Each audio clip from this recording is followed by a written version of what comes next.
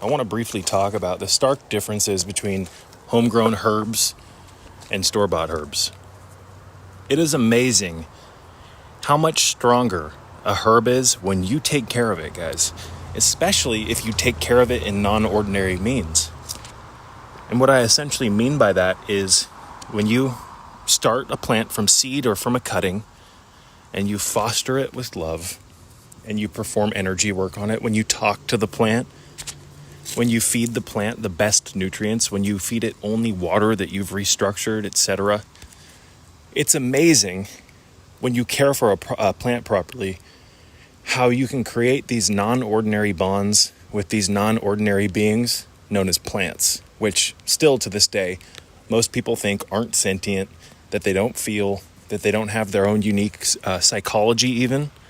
Yes, plants have personalities, guys. Again, we've been led astray. And now we live in a world where we think that the flora around us is basically just lifeless. What a hopeless view, right? To live by.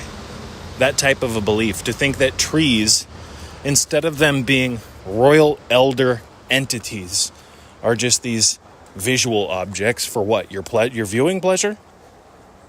Everything that grows here in Gaia and on Earth, whatever you want to call it, guys, is alive. And things that are alive are more often than not aware of themselves. These plants are aware of themselves. It is amazing how advanced plants actually are. How alive they are. How they communicate with one another. Both above the ground and especially beneath the ground in the soil, guys. There's some magic happening in that soil. So, if you really want to take my message to the next level, you've got to start developing your green thumb. You've got to get your hands in the soil. You've got to take your shoes off and stand barefoot on that same soil that these amazing plants grow in. Like a plant, when you put your feet on the ground, guys, you connect with the soil, just like the root system connects with the soil of the earth that these plants grow in. This is one of the things I've been talking about most heavily and most readily since the erection of my channel years ago, is that you take your damn shoes off, you connect with the earth, and you put your hands in the soil, and you start growing things, right? I have a few plants right now that I'm trying to harden off. And what that means is that they haven't been acclimated yet to the intense Virginia heat. And as I'm hardening these plants off, guys, let's talk about that later on in the video, the whole hardening off thing. In fact, I might not even get into that in this video. All I'm going to say, guys, is that these few new plants that I have, that I've been taking care of under my grow lights, etc., the strength of these plants, when ingested, are 10,000-fold more powerful than the same herbs purchased from online vendors, like Star West Botanicals and Mountain Rose Herbs and places like this. Now, I'm not here to bash these companies. All I'm going to say, guys, is that some of the magic is lost in a plant when it's mass-produced for big companies to make profit off of. Do you really think the people out there in the fields watering these plants are talking to them? Do you really think that these people taking care of these plants and watering them are giving them the best water? No, guys, the sole intention of these companies, just like any other company, and I'm not here to bash profit making, but their sole intention is to make profit so that they can keep paying the bills. And I get it, but there's a lot of magic that's lost when you ingest plants that you didn't grow yourself. In fact, by growing a plant, talking to it, performing energy work with it, keeping it by your bed while you're sleeping, etc., you develop a non-ordinary bond with this plant, and you can even communicate with those plants, not only in the flesh through the Gnostic protocols for doing so, the green Gnosis, but you can locate your plants while in lucid dreams and talk to the spirits that inhabit these plants. You can also do that in the flesh. You don't have to go to sleep to have magical Gnostic experience with the green realm, right? But my God, there's a million different ways, guys, to develop non-ordinary bonds with plants. And there's a million different ways to actually locate, communicate with, and create a friendship with the allies in these plants.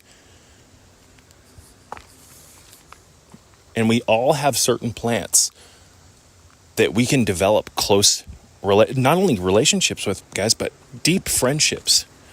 If you can get in contact with the ally of the plant. And it's really hard to do that using herbs that were purchased online. Because part of the fostering of the relationship with you and the plant ally is you actually taking care of the plant that acts as the gateway or the house for said spirits, for the ally. Hope that makes sense. That came out in kind of a word soup. But I have I'm not going to mention the name of the particular plant in this video, but I have just a common plant that I recently, a few months ago, obtained. And this common plant,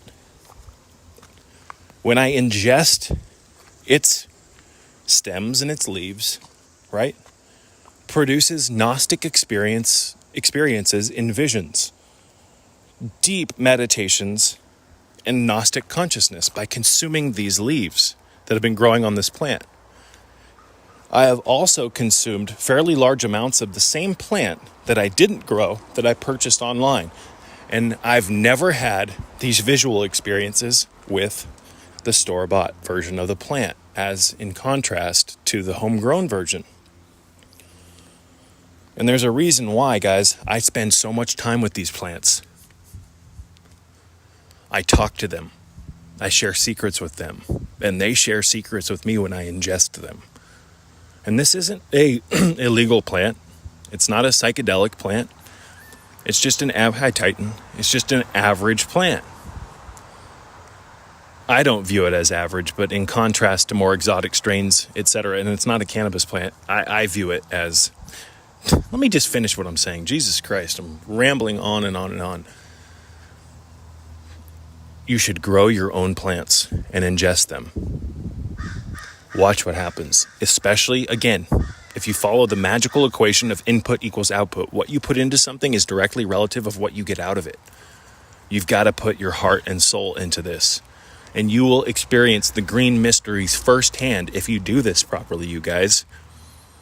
I have a water vessel that it's full of shungite and clear quartz. And on the sides of this vessel, I have positive messages written on it.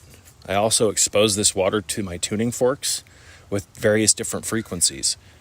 I'm using the work of Masaru Emoto to manipulate or change the water structure of the water that I feed my plants. And the plants respond to this, you guys. They uptake that water with all of those spiritual messages encoded into it because you encoded the water with those messages. So plants become sponges for the intentions that we put into the water that we feed it. You see what I'm saying? And by really working your water alchemy and giving your plants the purest, most clean, most restructured mineral-laden water, you watch what happens to those plants, especially when it comes time to harvest and ingest the plant parts. Certain plants can produce Gnostic green visions. This particular plant that I've been consuming or growing and consuming takes me to a place that I like to call the Emerald Kingdom, and maybe we'll talk about that in the future. But that same plant, when I ingest it from store-bought plant material, it doesn't produce that Emerald Kingdom vision, or those visions. Excuse me, having a little trouble speaking today. It is amazing. It is beautiful what you can do with plants, guys. Again, they're all around us for a reason. These are not just lifeless, vines, lifeless plants and flowers. No, they are all not only aware of themselves, but they all contain hierarchical systems of different spirits, angels, elementals, etc. And by working with particular plants, or whatever plants resonate with you, you can develop relationships with these spirits, with these elementals, etc. It gets far more advanced than what I'm saying. but I'm going to keep this video short. I would highly suggest supplementing this message if you're interested in developing relationships with plants. Read some of Daniel Shulke's work, particularly the Viridarium Umbris, the Pleasure Garden of Shadows. 13 Pathways of Occult Herbalism is another good book, although in my opinion it's not his best. And you should also download in our library here on Patreon the Ars Filtren. I'll try to put links or attachments to those books on this video post here on Patreon.